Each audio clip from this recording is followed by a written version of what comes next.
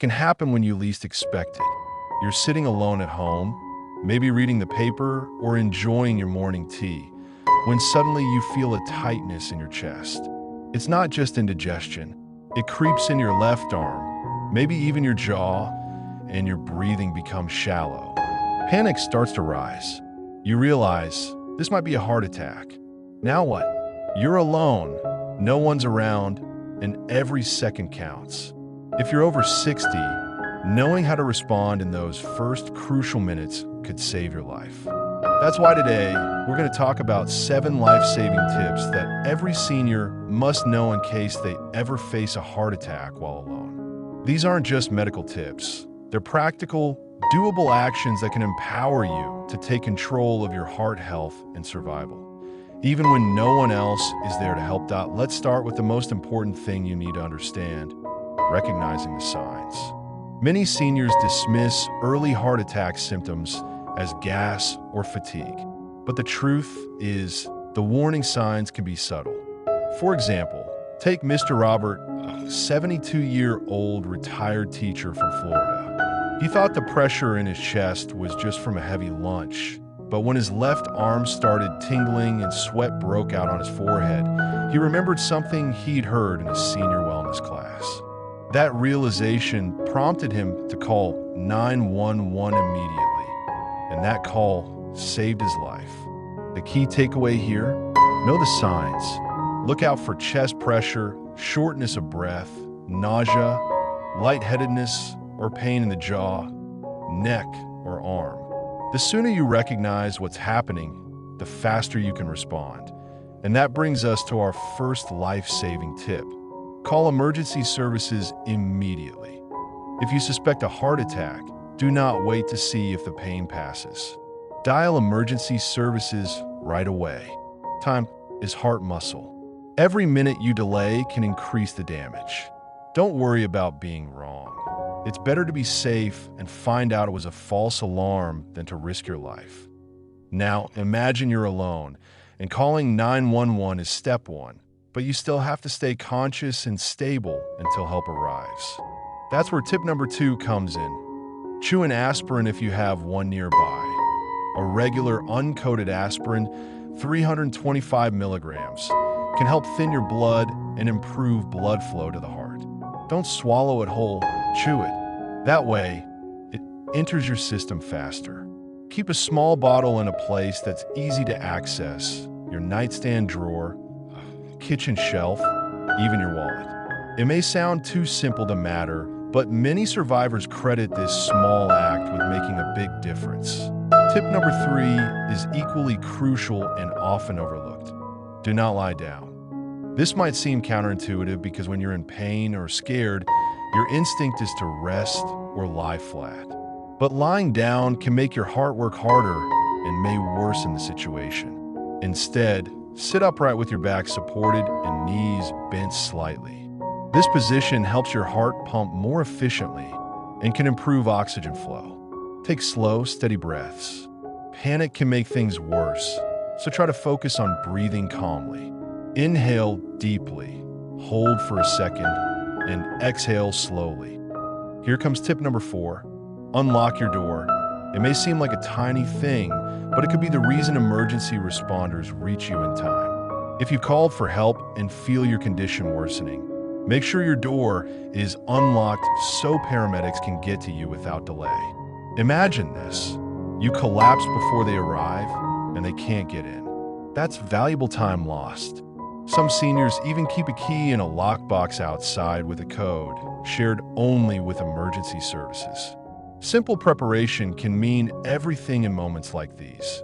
Tip 5 is about preparation before a crisis ever hits. Have an emergency plan in place. Create a list of your medical history, medications, allergies, and emergency contacts. Tape it to your refrigerator or keep it in your wallet or phone. Medical professionals call this a vial of life. It tells them who you are, what you take, and how best to help you when you can't speak for yourself. Also, if you live alone, consider getting a medical alert device that can detect falls or unusual heart rhythms. Some smartwatches today even alert authorities automatically. Tip number 6 is physical, but just as important. Coughing deeply and regularly if you start to faint. Now, this tip has been debated in the medical world, so it's not a substitute for medical help. But in some cases, it can help keep your blood flowing for a short time until help arrives. If you feel faint or your vision starts to black out, taking a deep breath and coughing forcefully, as if trying to clear your throat, can sometimes stimulate your heart rhythm. Again, this isn't a cure or a replacement for aspirin or calling 911, but in desperate moments, it might offer a few more seconds of consciousness.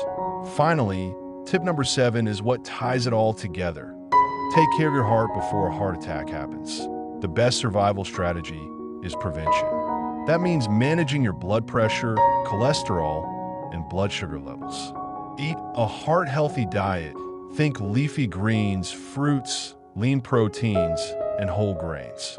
Stay physically active in ways that work for your body. Walking, gentle stretching, tai chi, or swimming. And don't underestimate the importance of emotional health. Stress, loneliness, and depression can take a toll on your heart too. Reach out to loved ones. Stay socially engaged. And get regular checkups. Prevention is power. Let me leave you with one last story. Grace, a vibrant 68-year-old grandmother from Ohio, once suffered a minor heart attack alone while gardening. She recognized the signs, chewed an aspirin, called 911, and unlocked her front door before sitting down on her porch. Paramedics later told her that her quick thinking helped them act fast. She's healthy today and tells everyone, "Knowing what to do gave me back my life." That's the takeaway here. You can't control when a heart attack happens, but you can control how you respond. Be informed, be prepared, be your own first responder, because your life is worth it.so. If you or someone you love is over 60, please share this video with them. Print these tips, practice them, talk about them, because the best way to survive a heart attack is to know exactly what to do before it ever happens. Stay strong, stay smart, and above all, take care of your heart. You've only got one, and it deserves your love and protection. And while knowing the steps during an emergency is critical, what you do in the days and weeks before could be just as important. Let's talk a bit more about the little daily habits that quietly build a stronger, more resilient heart. One of the best things you can do is maintain a consistent sleep schedule. It sounds simple, but poor sleep increases stress on the heart and raises blood pressure. Try to go to bed and wake up at the same time each day, and aim for at least 7 hours of quality rest. Avoid screens before bed, reduce caffeine in the afternoon, and create a calming nighttime routine. Maybe a warm bath or a light book to help you wind down. Your heart heals and resets while you sleep, and giving it that opportunity every night can work wonders over time. Hydration is another quiet hero in heart health. Many older adults unintentionally become mildly dehydrated, especially if they're on diuretics or other medications. Dehydration thickens your blood, which makes it harder for your heart to pump efficiently. Make a habit of sipping water throughout the day, even if you don't feel thirsty. Keep a water bottle within reach wherever you sit, whether it's by the TV, in the kitchen, or on your nightstand.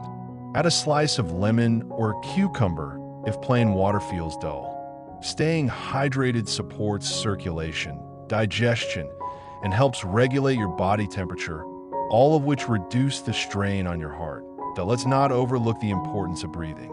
Deep, mindful breathing doesn't just calm the mind, it nourishes the heart. Set aside 5 minutes a day to practice slow, diaphragmatic breathing. Sit comfortably.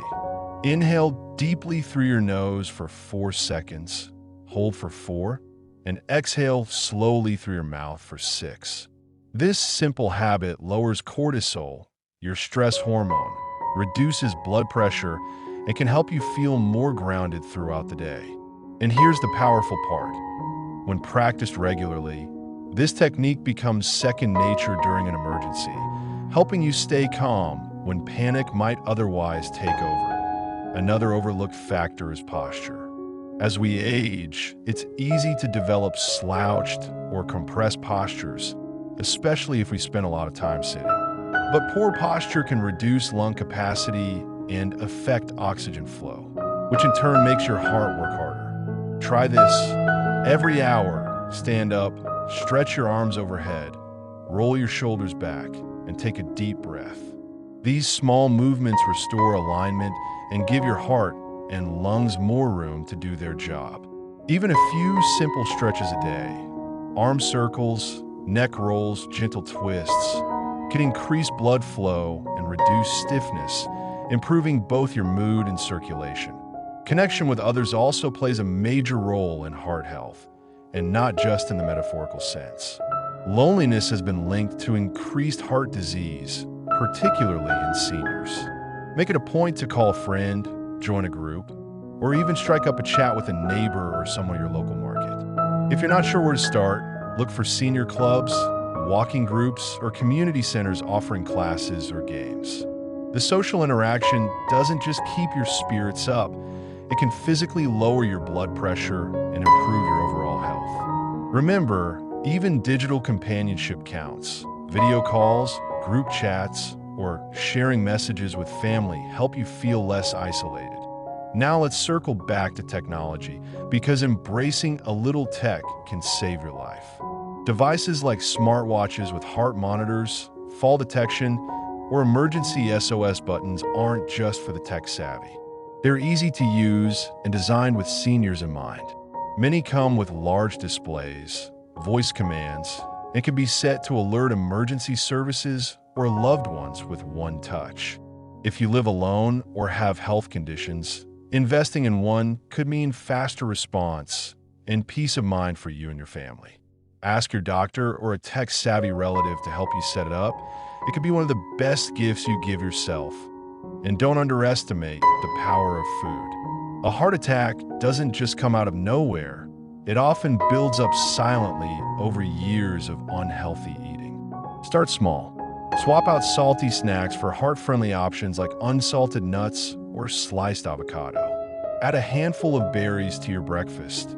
They're loaded with antioxidants that protect your blood vessels. Include more fiber, beans, lentils, and whole grains to lower cholesterol. Use olive oil instead of butter, and grill or steam your meals instead of frying.